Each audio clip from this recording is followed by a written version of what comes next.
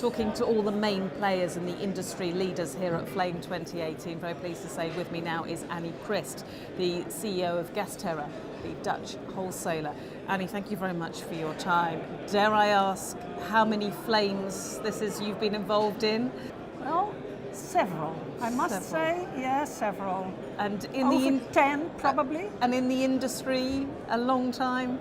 Let me say decades. Decades. Yeah. So when you look at the market now, with everything that has maybe happened over the last 12 months, what's your assessment of the market?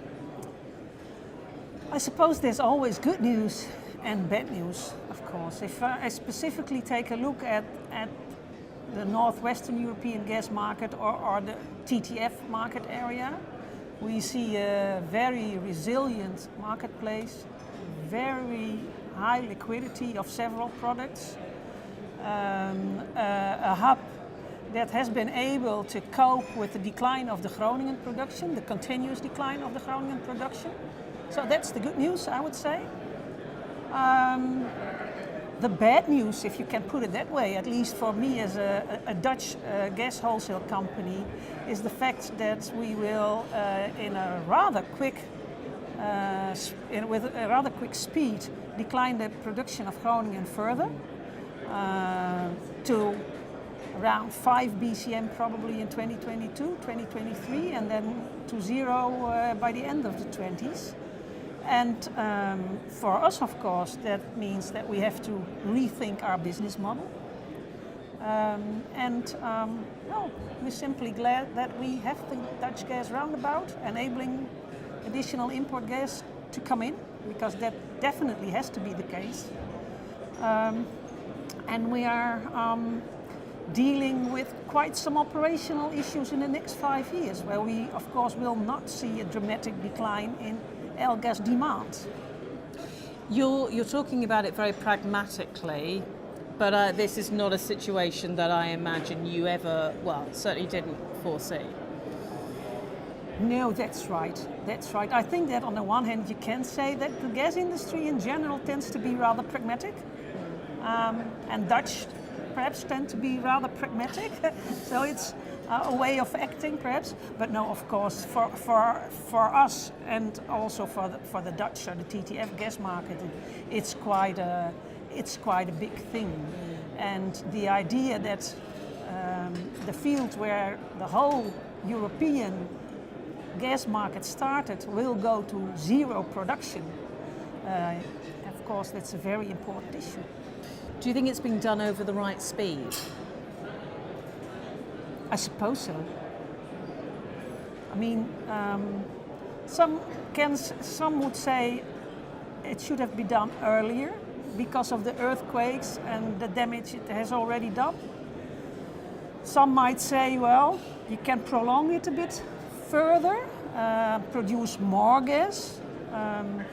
The decision has been made by the policymakers in this country, and that's what we are dealing with.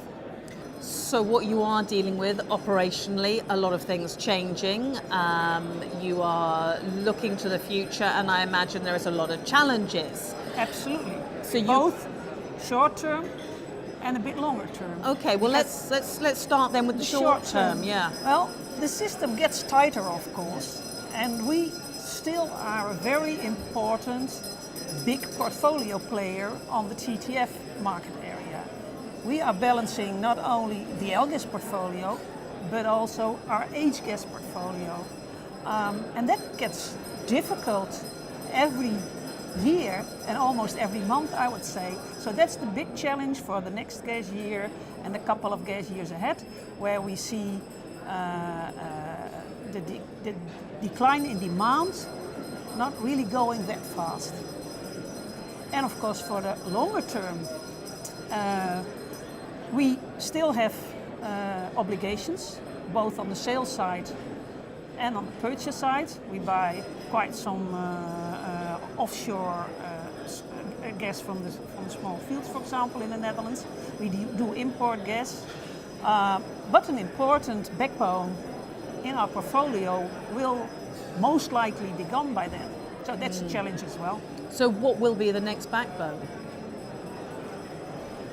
The gas system of the whole will be the backbone, I suppose. And not only, and with that I mean the gas roundabout, the hub that has been created on it, that has to be the backbone. And in the end, not only the backbone for the gas system, but for all of the energy system, at least in the Netherlands.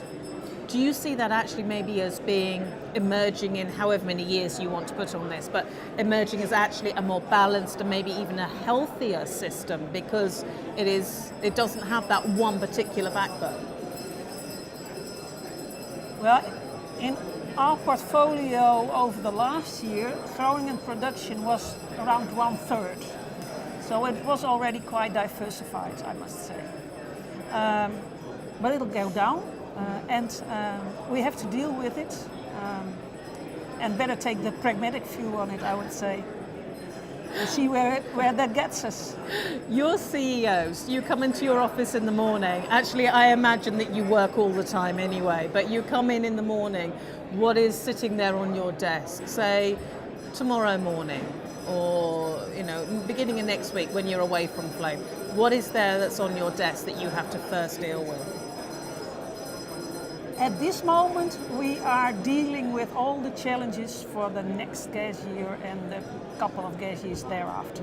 That's our prime activity for now. Okay. But of course, when I'm home and do a bit of thinking, then I think further ahead as well. All right, well, let's say you and I are standing here in, would you like to say 1 year from now or maybe 2 years from now? What will we be talking about? What shape will GasTerra be in then? There will not be much changes until 2023, I would say. Well, let's take it then to 2022. So just before, what shape will GasTerra be in? And then we'll talk 2024 as well. So I'll just tell before? you that when we finished our project GasTerra 5 years ahead. Oh, ouch. Okay. You are confident for the future though? I'm confident that the group of people we are with will manage the portfolio and the balancing of the system now, not only now, but also in 2020 and also in 2023 and even in 2029, if that's necessary. I look forward to speaking to you then. Krist, thank you very much for joining us. Thank you.